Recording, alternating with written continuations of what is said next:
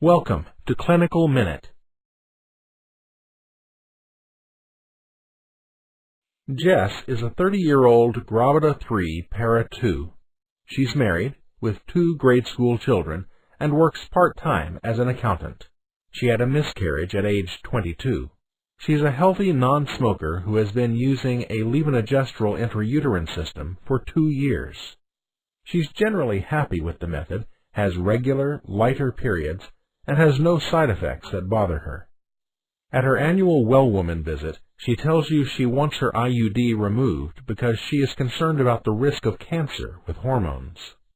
When you ask about the source of her concern, she tells you that recently she's been reading online about cancer risks after her cousin was diagnosed with endometrial cancer at age 40.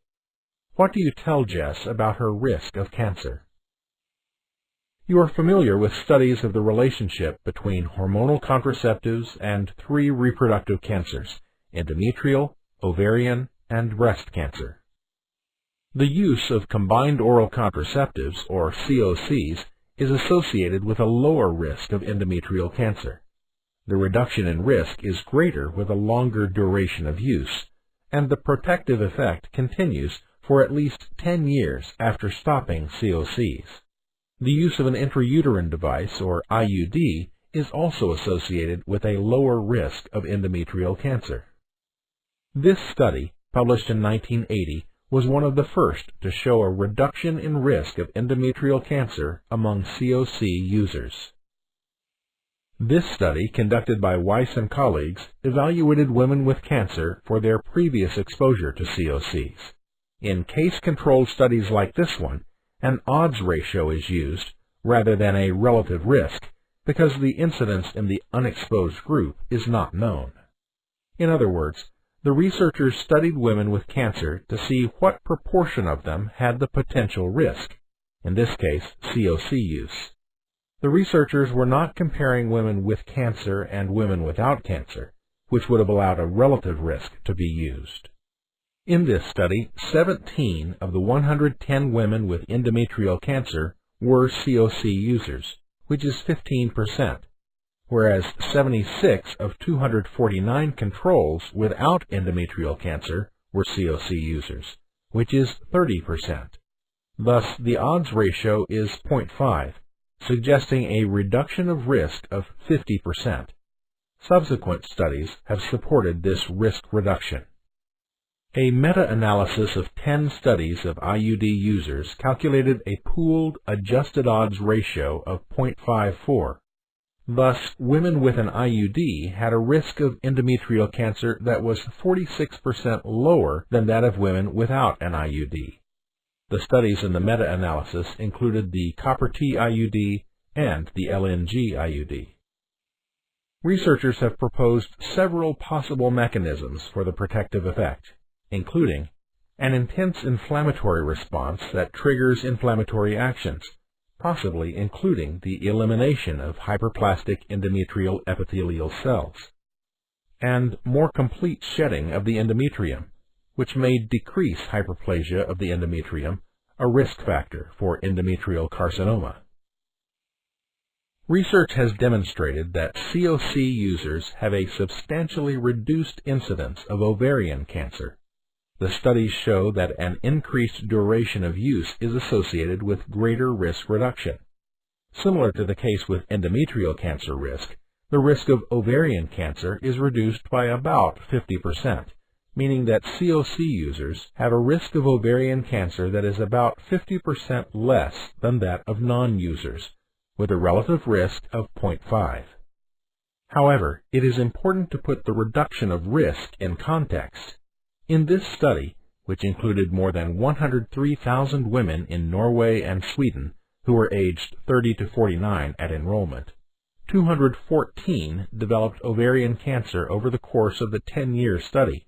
Thus, the absolute risk of ovarian cancer for all women in the study was 0.2%, or 2 per 1,000, over the course of the 10-year study. It's important for women to understand that ovarian cancer is relatively rare, so that they can put the benefit of the 50% risk reduction into context. Intrauterine devices are not believed to have any effect on ovarian cancer, given that most women ovulate while using the copper IUD or the levonorgestrel IUD. A pooled analysis of 54 studies demonstrated a higher rate of diagnosed breast cancer among COC users than non-users. At 10 years after cessation of COCs, the rate was similar to that of non-users. In current users, the relative risk was about 1.24, meaning that users had a risk of breast cancer that was 24% higher than non-users. The cancers diagnosed in COC users tended to be at an earlier stage than those diagnosed among non-users. However, some studies have not found an association.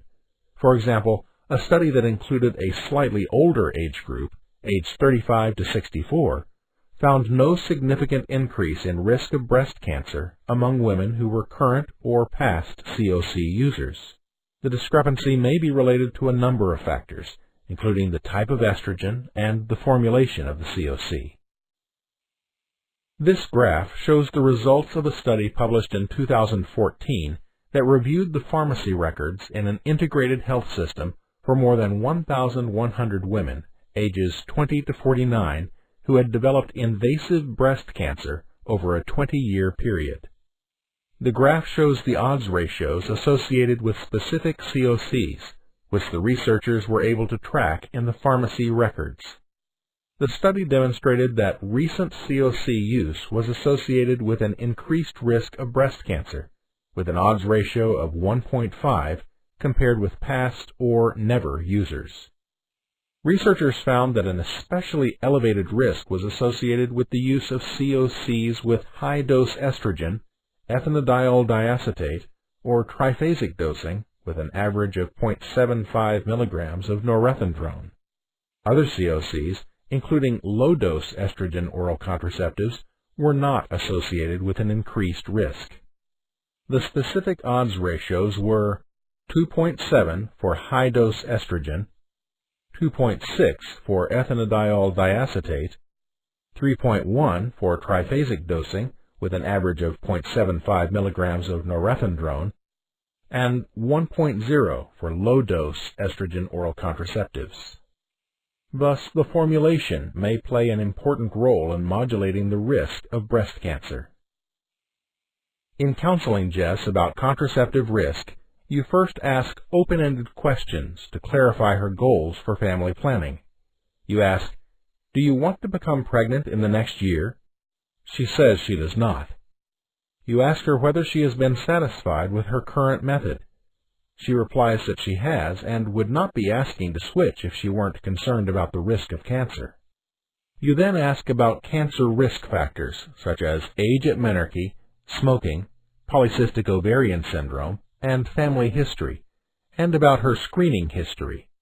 Has she had cervical cancer screening? Her responses indicate that she is not at increased risk for endometrial, ovarian, or breast cancer. What do you say to Jess to give context to the risks Jess has heard about? You tell Jess that she is not at increased risk of endometrial, ovarian, or breast cancer based on her personal risk factors. You encourage her to continue with regular cancer screening. Then you help her to understand the relationship between reproductive cancers and hormonal contraception.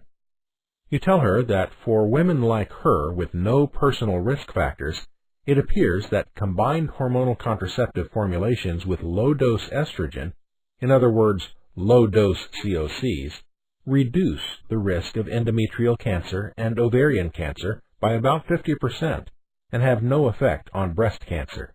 However, older formulations with larger doses of estrogen have been associated with an increased risk of breast cancer. The IUD that she is currently using has no known effects on breast or ovarian cancer, and evidence shows that the method reduces the risk of endometrial cancer by about 46%. You engage in a shared decision-making process to support Jess in determining the best option for her. You go through the 3 basic steps of the shared decision-making process. You introduce options. making sure that Jess knows that reasonable options are available.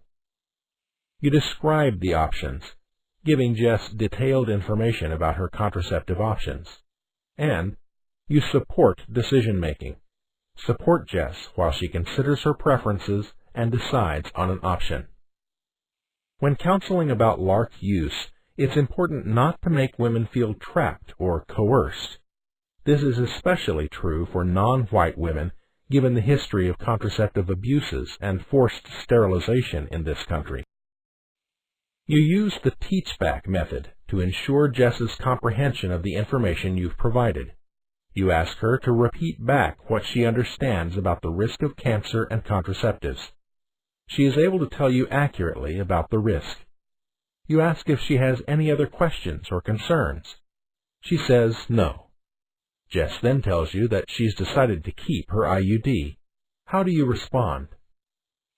To ensure that you support her autonomy for future decisions, you say, "I'm glad you've chosen to keep your IUD.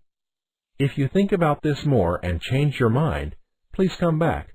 I'm happy to remove it for you." You ask her to schedule her annual well woman visit.